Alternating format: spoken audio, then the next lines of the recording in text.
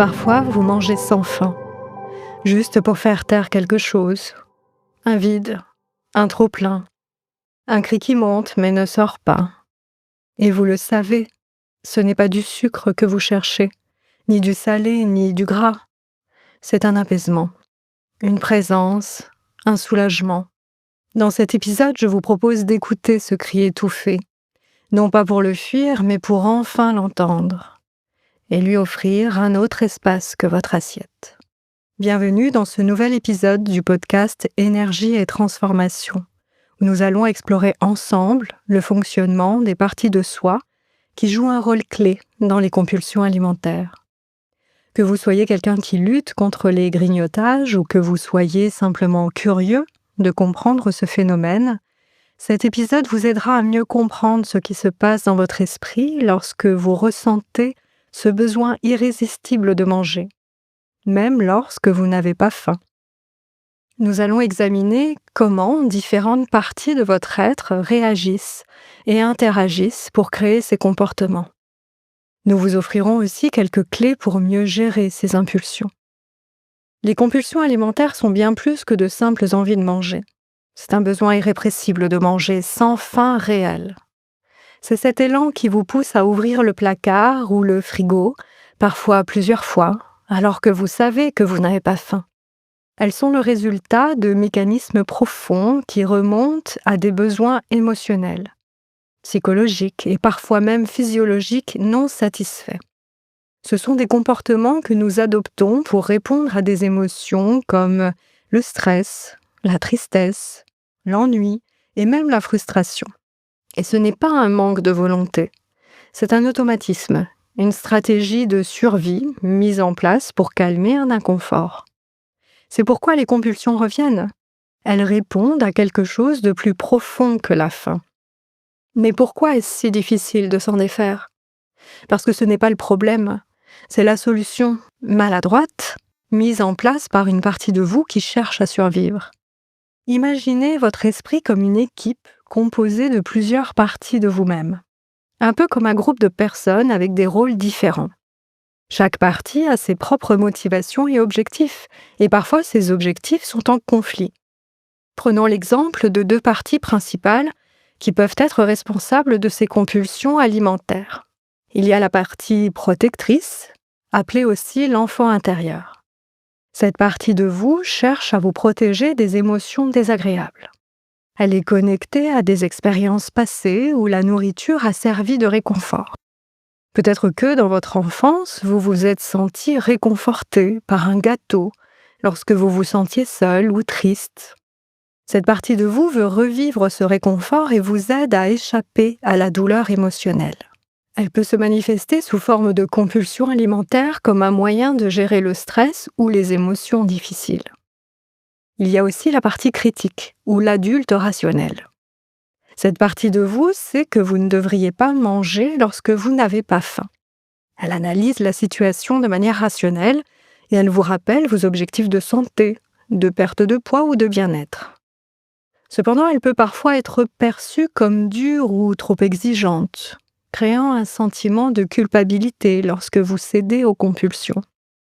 En réaction, la partie protectrice se rebelle en poussant à manger pour apaiser cette pression. Ces deux parties peuvent entrer en conflit. L'adulte rationnel vous rappelle vos objectifs et vos engagements, mais l'enfant intérieur cherche à vous soulager d'une douleur émotionnelle, à court terme. Et c'est là que les compulsions alimentaires trouvent leur place, lorsque la partie protectrice, en quête de réconfort immédiat, prend le dessus sur la partie rationnelle. Les compulsions alimentaires ne sont pas simplement une question de volonté ou de manque de contrôle. Elles sont souvent une tentative inconsciente de gérer une situation émotionnelle complexe. Lorsque vous ressentez le besoin de grignoter, il est important de comprendre que ce n'est pas le moi adulte rationnel qui prend cette décision, mais plutôt une partie plus vulnérable qui cherche à trouver un soulagement immédiat. Imaginez que ces deux parties vivent en vous comme des membres d'un même conseil. Parfois, la voix de l'enfant intérieur est plus forte et plus pressante, surtout lorsqu'une émotion difficile survient. Lorsque cette partie se sent ignorée ou mal comprise, elle peut manifester une compulsion alimentaire pour attirer l'attention. et apaiser la souffrance. En d'autres termes, les compulsions alimentaires sont souvent un signal de détresse émotionnelle. Lorsque la douleur émotionnelle est trop forte et qu'il n'y a pas d'autre moyen pour la gérer, la nourriture devient une manière de remplir ce vide, de trouver une distraction ou d'obtenir un soulagement temporaire. Il est possible de rééduquer ces différentes parties de soi, de les amener à mieux collaborer pour trouver des solutions plus saines. L'un des moyens les plus efficaces est de commencer par écouter attentivement ces parties.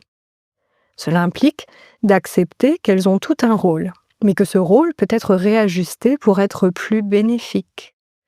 Chaque compulsion peut devenir un signal précieux pour mieux vous connaître. Ce que vous vivez est humain. C'est une tentative d'auto-réparation, alors soyez doux envers vous-même. Posez sur vos comportements un regard curieux, pas critique. Voici quelques étapes pour y parvenir. En premier lieu, prendre conscience des signaux émotionnels. La première étape consiste à reconnaître les déclencheurs émotionnels des compulsions. C'est un appel du cœur, de l'émotion. Quand vous ressentez l'envie de manger sans faim, posez-vous la question: quelle émotion je ressens en ce moment? Identifiez si vous vous sentez stressé, triste, seul ou frustré. Cette prise de conscience permet à la partie rationnelle de prendre plus de place. Et je vous invite à noter vos déclencheurs, vos émotions, vos envies. Ensuite, il est important d'apprendre à apaiser les émotions sans recourir à la nourriture. Il existe de nombreuses façons plus saines de répondre aux émotions. Au lieu de se tourner vers la nourriture pour apaiser le stress ou la tristesse, vous pouvez essayer de pratiquer des techniques de relaxation, de méditation ou de respiration profonde. Vous pouvez aussi prendre quelques minutes pour faire une activité qui vous plaît, comme lire un livre ou faire une promenade ou toute autre chose. Ensuite, prenez un moment pour imaginer un dialogue avec ces parties de vous. Écoutez ce que l'enfant intérieur a à dire et offrez-lui aussi des alternatives pour trouver du réconfort autrement. Vous pouvez lui dire avec tendresse: « Je comprends que tu cherches à apaiser une douleur, mais nous avons d'autres moyens plus sains de le faire. » Plus vous prenez soin de vous-même, plus vous serez capable de réagir de manière calme et bienveillante aux impulsions qui surgissent. Travaillez sur votre estime de soi en vous rappelant régulièrement vos qualités et vos réussites. Cela permet de renforcer la partie rationnelle et de réduire les grignotages émotionnels. Et maintenant, je vous propose un moment pour vous.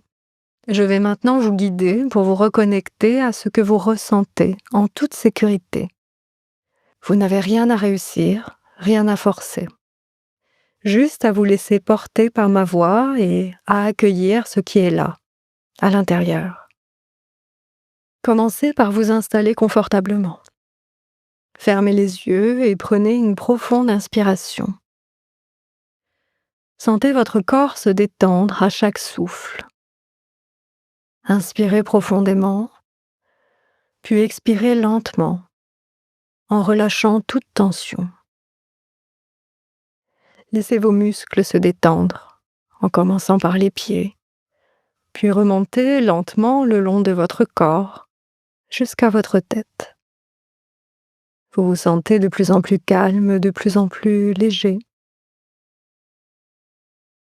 Imaginez une vague de relaxation qui se déploie à chaque respiration, vous permettant de lâcher prise complètement. À chaque expiration, imaginez que vous libérez toute tension et tout stress. Vous vous sentez de plus en plus détendu, serein et calme. Maintenant, avec votre esprit calme et réceptif, imaginez que vous êtes dans un endroit paisible. Un endroit où vous vous sentez totalement en sécurité, totalement en paix avec vous-même. Dans cet endroit, imaginez que vous pouvez entrer en contact avec différentes parties de vous. Chaque partie de vous a une fonction, un rôle, un objectif. Certaines parties de vous sont nourrissantes, d'autres sont protectrices. Certaines cherchent à répondre à des besoins émotionnels. Laissez maintenant votre esprit explorer la partie de vous qui parfois déclenche le besoin de grignoter. Peut-être qu'il y a une voix, une sensation, un besoin qui surgit à ce moment-là. Observez cette partie de vous, sans jugement, simplement avec curiosité et bienveillance. Cette partie peut être celle qui se manifeste lorsqu'un stress, une anxiété ou une émotion difficile surgit. Peut-être que cette partie cherche à combler un vide ou à apaiser une sensation désagréable ou toute autre chose. Prenez un instant pour l'écouter. Demandez à cette partie de vous: qu'est-ce que tu essayes de m'apporter? Pourquoi ressens-tu le besoin de grignoter? Laissez venir à vous les réponses. Peut-être que cette partie de vous vous dira qu'elle essaye de gérer des émotions, comme l'ennui, la tristesse ou même la frustration. Elle pourrait aussi être une manière d'obtenir une forme de réconfort, de calme temporaire. Rappelez-vous que chaque partie de vous a une intention positive, même si la méthode qu'elle utilise n'est plus appropriée aujourd'hui. Cette partie veut vous protéger ou vous réconforter, mais il existe d'autres moyens plus sains et plus efficaces d'atteindre cet objectif. Prenez un moment pour imaginer un échange avec cette partie de vous. Vous pouvez lui offrir de nouvelles ressources, de nouvelles manières de répondre à ses besoins. Peut-être que cette partie peut apprendre à se détendre autrement ou à trouver d'autres moyens de gérer le stress et les émotions. Dites à cette partie de vous, avec douceur et compassion: je comprends ton rôle et je t'apprécie pour ton intention de me protéger. Mais il existe des moyens plus sains, plus nourrissants pour répondre à mes besoins émotionnels. Imaginez que cette partie accepte ce changement, qu'elle est prête à essayer de nouvelles façons d'agir, plus en harmonie avec vos objectifs de bien-être. Maintenant, visualisez-vous dans une situation où vous pourriez être tenté de grignoter, mais cette fois avec une nouvelle approche. Vous avez désormais un nouveau mécanisme en place pour gérer les émotions ou les déclencheurs qui, auparavant, vous poussaient à grignoter. Peut-être qu'au lieu de cela, vous choisissez une autre forme de confort, comme une promenade, une respiration profonde ou un moment de relaxation. Vous pouvez également imaginer que votre corps envoie des signaux clairs de satisfaction et de contentement, vous libérant du besoin de grignoter. Réaffirmez cette nouvelle manière de répondre à vos besoins. Je choisis des moyens sains pour nourrir mon corps et mon esprit. Je me sens nourri par des choix positifs et équilibrés. Sentez la force de cette transformation. À chaque fois que vous ressentez une envie de grignoter, vous aurez accès à cette nouvelle ressource, à cette nouvelle manière de répondre à vos besoins émotionnels. Rappelez-vous que vous avez tout le pouvoir de faire ce changement et que chaque jour, vous vous sentez de plus en plus fort dans votre capacité à choisir des habitudes alimentaires saines et équilibrées. Vous vous sentez bien dans votre corps et dans votre esprit, et vous pouvez faire confiance à votre intuition pour vous guider vers des choix nourrissants. Prenez une dernière profonde inspiration en vous ancrant pleinement dans cette nouvelle compréhension de vous-même. Quand vous serez prêt, ouvrez doucement les yeux, en sachant que vous avez fait un pas important vers un changement positif et durable. Dans le prochain épisode, je vous propose de faire un pas de plus, un pas vers vos ressentis, pour comprendre pourquoi, parfois, vous mangez ce que vous n'osez pas dire. Et si derrière chaque compulsion, il y avait une émotion que vous n'aviez jamais appris à vivre, une tristesse, une colère, une peur, qu'on vous a appris à taire, à cacher, à enfouir. Et comment retrouver ce lien avec vous, sans passer par l'aliment, Rappelez-vous qu'il est toujours possible de transformer ses comportements et de nourrir votre corps et votre esprit de manière plus saine. Pensez à vous abonner pour ne rien manquer des prochaines explorations. Vous trouverez sur mon site christineginier.com des audios d'hypnose pour casser le cycle des compulsions, contacter votre enfant intérieur, ainsi que des packs audio pour travailler sur l'estime de soi et l'amour de soi. Si vous souhaitez aller encore plus loin, contactez-moi pour des séances personnalisées. Ensemble, nous pourrons explorer plus en profondeur vos blocages inconscients et créer des solutions adaptées à votre parcours unique. Je serai ravie de vous accompagner sur ce chemin de transformation. Merci d'avoir écouté ce podcast. Prenez soin de vous et à bientôt pour un prochain épisode.